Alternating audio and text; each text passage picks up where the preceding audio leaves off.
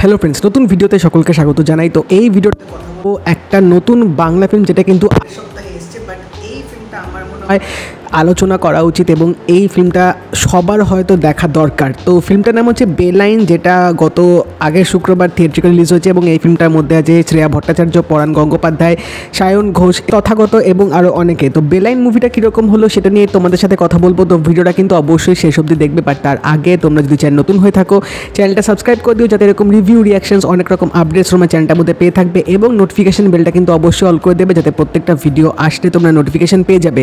তো আমরা এখনও অবধি এই বছরে বলা যেতে পারে বাংলা ইন্ডাস্ট্রি থেকে কিন্তু অনেক রকম কিন্তু কন্টেন্ট আসছে এবং বিভিন্ন জনারের কিন্তু আমরা জিনিস দেখতে পাচ্ছি, যেগুলো কিন্তু কিছু ফার্স্ট টাইমও কিন্তু এক্সপেরিমেন্ট করা হচ্ছে। যেরকম একটা এক্সাম্পল যদি বলা হয় শ্রী স্বপন কুমারের বাদামি হায়নার কবলে, ওই ফিল্মটা আমার যদিও বা দেখা হয়নি, আমি হইচইতে আসলে দেখবো, বাট সেটা ট্রেলারটা দেখে কিন্তু বোঝা গেছিলো যে একটা অন্যরকম ট্রিটমেন্ট কিন্তু পেতে চলেছি। এবং বেলাইন মুভিটা নিয়ে যদি কথা বলি, এখানে কনসেপ্ট বা গল্পটা যেভাবে দেখিয়েছে, গতানুগতিক আমরা এখন অবধি বাংলা ইন্ডাস্ট্রিতে যেরকম জনারের মুভি দেখে আসি, মানে সেই থ্রিলার, সেই এক ক্রাইম মার্ডার মিস্ট্রি বা সেই ফ্যামিলি ড্রামা বা সেই টিপিক্যাল লাভ স্টোরি, সেখান থেকে বেরিয়ে এখানে কিন্তু গল্পটার যে ট্রিটমেন্টটা, যে এক্সিকিউশনটা, সেটা কিন্তু বেশ অন্যরকমভাবে দেখানো হয়েছে। এবং যখন ফিল্মটা হবে, যখন গল্পটা তোমাদের দেখাবে, তখন কিন্তু তোমরা ভাববে যে এই ফিল্মটার এন্ডিংটা কীরকম হতে পারে, বা তোমাদের মাথায় কিন্তু একটা অন্যরকম প্লট কিন্তু ঘুরবে কি। বাট যখন ওই এন্ডিংটা আসবে এবং যে সারপ্রাইজটা তোমরা পাবে, তখনই কিন্তু তোমরা রীতিমতো চমকে যাবে। দ্যাট ওয়াজ কোয়াইট আনএক্সপেক্টেড বলা যেতে পারে। তো এখানে গল্পটা যদি একটু করে বলে দিই, এখানে আমরা দেখতে পাই যে পরাণ গঙ্গোপাধ্যায় একজন, তিনি বাড়িতে একা থাকেন এবং সেখানে তার বাড়িতে একটা টিভি আছে। তো মোস্ট অফ দ্য টাইম তিনি ওই বাড়িতে টিভি দেখেন এবং তার টিভি একদিন খারাপ হয়ে যায়। তো তিনি অনেক রকম মেকানিককে ফোন করে, কিন্তু তিনি সেরকম কোনো লোক পাচ্ছে না, কারণ তার টিভিটা খুব পুরনো সময়কার টিভি, সেটা ঠিক করার জন্য কোনো লোক পাচ্ছে না। এবার তার ঘরে একটা ল্যান্ডলাইন ফোন আছে, আর সেই ল্যান্ডলাইনে একটা রং নাম্বার চলে আসবে এবং যে রং নাম্বারটা আসবে সেটা অপর প্রান্তে একটা মেয়ে ফোন করবে এবং তাকে মানে টেলার ভেবে যে কলটা লাগাবে, সেটা রং নাম্বার হয়ে কিন্তু পরাণ গঙ্গোপাধ্যায়ের কাছে চলে আসবে। এরপরই কিন্তু আসল গল্প শুরু হবে, কারণ এখান থেকেই কিন্তু মানে পরাণ গঙ্গোপাধ্যায় এখানে কিন্তু মেয়েটার সাথে কথা বলার চেষ্টা করবে, যেহেতু মানে রং কানেকশন হয়, যেরকম একটা কনভারসেশন হয় সেরকম একটা কনভারসেশন হবে। বাট সেখানে মেয়েটা যখন ফোন করবে, মেয়েটার সাথে তার বাড়িতে তার হাজব্যান্ডের অনেক রকম প্রবলেম চলছে, মানে তাদের রিলেশনশিপটা সেরকম শর্টের চলছে না, সেরকম ভালো চলছে না। এবং ওই কথা বলার সময় ভুলবশত সেই টেলিফোনটা কিন্তু কাট করতে ভুলে যাবে। কে কাট করতে ভুলে যাবে সেটা তো তোমরা ফিল্মটা দেখলেই বুঝতে পারবে। এবং এই কাটটা ভুলে থাকার জন্যে পরাণ গঙ্গোপাধ্যায় তার যে ক্যারেক্টারটা, তিনি কিন্তু নিজের প্রান্ত থেকে তিনি কিন্তু কলের মধ্যে থাকবেন এবং কিন্তু তিনি সব অবজার্ভ করবেন, সব কিন্তু তিনি শুনতে পাবেন এবং এই শুনতেই তার কিন্তু একটা অ্যাটাচমেন্ট তৈরি হয়ে যাবে। এবং যেহেতু তিনি বাড়িতে একা থাকেন, তো তার বাড়িতে অনেক রকম প্রতিবেশী আসে, মানে খেলতে আসে এবং তার লাইফস্টাইলটা একটু অন্যরকম। বাট তিনি কিন্তু সবসময় ফোনটা নিয়ে পড়ে থাকবে যে অপর প্রান্তে কী কী ঘটনা চলছে, মেয়েটার সাথে কী কী সিচুয়েশান হচ্ছে, ভালো হচ্ছে না খারাপ হচ্ছে। এবং তিনি কিন্তু সবসময় সর্বদা একটা কিন্তু মানে অ্যালার্ট পজিশনে থাকবে, যাতে মেয়েটার কিছু হয়ে গেলে তিনি বাঁচানোর চেষ্টা করবে, কারণ তার ব্যাক অফ দ্য মাইন্ডে কিন্তু একটা অ্যাটাচমেন্ট অবশ্যই তৈরি হয়ে যাবে। এবং এখানে তিনি একটা সিরিয়ালও দেখেন, একটা বাংলা সিরিয়াল দেখেন, সেই বাংলা সিরিয়ালটাও কিন্তু আসক্ত। তো সেটার জন্যও কিন্তু একদিকে সিরিয়ালে সে একটা ব্যাক অফ দ্য মাইন্ড গল্প চলবে এবং অন্যদিকে এই মানে যে রং নাম্বার চলে আসবে, সেটা একটা কানেকশন তৈরি হবে। তো আলটিমেটলি কী হয়, কোনটা তিনি ভাবছেন, কোনটা সত্যি ঘটছে বা কী হচ্ছে, তিনি যে এই রং নাম্বারটার সাথে যে একটা যে মানে কানেকশন জড়িয়ে যাবে, তিনি সেখান থেকে বেরোতে পারবেন কিনা, বা ওই মেয়েটার যে এখানে অনেক রকম সিচুয়েশান ফেস করছে তার কী হবে, এই সব কিছু জানতে গেলে কিন্তু তোমাদের এই বেলাইন বাংলা মুভিটা দেখতে হবে।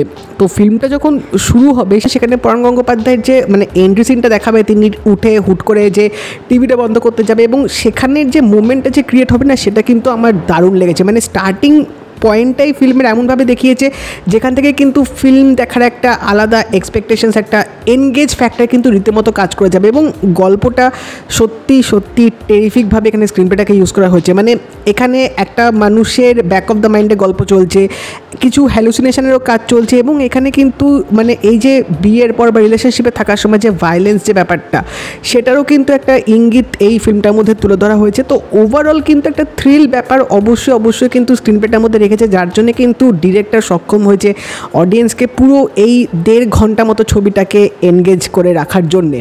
এবং এখানে এই যে ব্যাক অফ দ্য মাইন্ডে এত রকম যে গল্প চলবে এবং এখানে পরাণ গঙ্গোপাধ্যায়ের যে ক্যারেক্টারটা, তিনি রীতিমতো কিন্তু মানে ওই মেয়েটার সাথে বা মেয়েটার জন্যে কিন্তু একটা মানে একটা সফট কর্নার কিন্তু অবশ্যই তৈরি হবে। এবং এখানে অনেক রকম কিন্তু গল্প, অনেক রকম মোমেন্টস কিন্তু দেখাবে, যেগুলো মানে আমার মনে হয় ফিল্মটা যেভাবে তুলে ধরেছে বা এখানে এই যে মানে শ্রেয়া ভট্টাচার্য এবং এখানে যে তথাগত যে ক্যারেক্টারটা, তাদের যেরকম সিচুয়েশন বা শ্রেয়া ভট্টাচার্য ক্যারেক্টারটা যেরকম একটা ব্যাপার আছে, তো সেই হিসেবে তাদের যে রিলেশনশিপটা যেরকম স্পাইস আপ বা যেরকম হওয়া দরকার একটা কাপলের মধ্যে, সেটা কিন্তু পুরোপুরি তাদের ওই লাইফ স্টোরিটার মধ্যে দেখাবে, যেটা কিন্তু বেশ ইন্টারেস্টিং ওয়েতে দেখানো হয়েছে। বাট হ্যাঁ, ওই ভায়োলেন্সের যে পার্টটা, মানে ছেলেটা যে অ্যাগ্রেসিভ হয়ে যাচ্ছে, ভায়োলেন্ট হয়ে যাচ্ছে, সেগুলোও কিন্তু বেশ রিয়ালিস্টিকভাবে ফিল্মটার মধ্যে তুলে ধরেছে।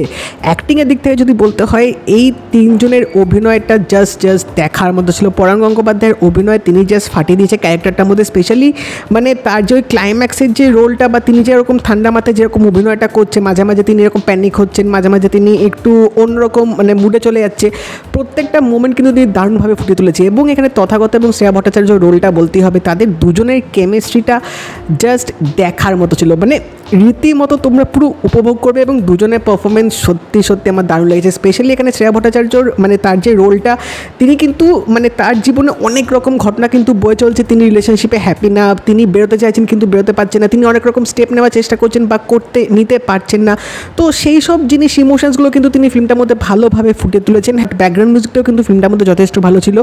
মেকিং এবং লুক অ্যান্ড ফিল, সেটা কিন্তু রীতিমতো ফিল্মটার মধ্যে দারুণভাবে করেছে। কারণ এখানে বেসিক্যালি দুটো রুম, মানে একটা হচ্ছে যে শ্রেয়া ভট্টাচার্য যে ক্যারেক্টারটা আছে, তিনি নিজের রুম বাড়ির মধ্যে আছে, এবং পরাণ গঙ্গোপাধ্যায়ের যে নিজের রুমটা আছে, দুটো রুমের মধ্যে কিন্তু গল্পটা হয়েছে। বাট এই দুটো রুমে গল্পটা হওয়া সত্ত্বেও গল্পটাকে এত ইন্টারেস্টিং ওয়েতে তুলে ধরেছে এবং এত ভালোভাবে থ্রিল এলিমেন্টটা দেখিয়েছে যে তোমাদের কিন্তু সেরকম বোরিং ব্যাপারটা কিন্তু লাগবে না। তো ডিরেক্টর কিন্তু এখানে রীতিমতো সক্ষম হয়েছে সেই জিনিসটাকে একদম ইনট্যাক্ট রাখার জন্য। বাট হ্যাঁ, লাস্টে যে ক্লাইম্যাক্স সিনটা আসবে সেটার জন্য আমি একদমই প্রিপেয়ার ছিলাম না। অনেক রকম চিন্তাধারা কিন্তু তোমাদের মাইন্ডে চলবে, বাট যখন ওই এন্ডিংটা যেভাবে মানে ফ্রেমগুলোর মধ্যে যে ট্রানজিশন হবে, তখনই কিন্তু তোমরা রীতিমতো দেখে চমকে যাবে। চমকটা কিন্তু আমার জাস্ট দারুণ লেগেছে। এবং এটুকুই বলতে হবে যে আমরা এতদিন ধরে যেরকম বাংলা সিনেমা দেখে আসি, সেখান থেকে কিন্তু বেরিয়ে এই যে অ্যাটেম্পটা করার চেষ্টা করেছে, সেটা কিন্তু রীতিমতো প্রশংসাপ্রাপ্য। মানে আমার কিন্তু ভাই খারাপ লাগে না, আমি কোনো এক্সপেকটেশনস কিচ্ছু ছাড়াই এই ফিল্মটা দেখতে গেছিলাম, এবং সেখান থেকে বলতে গেলে আই ওয়াজ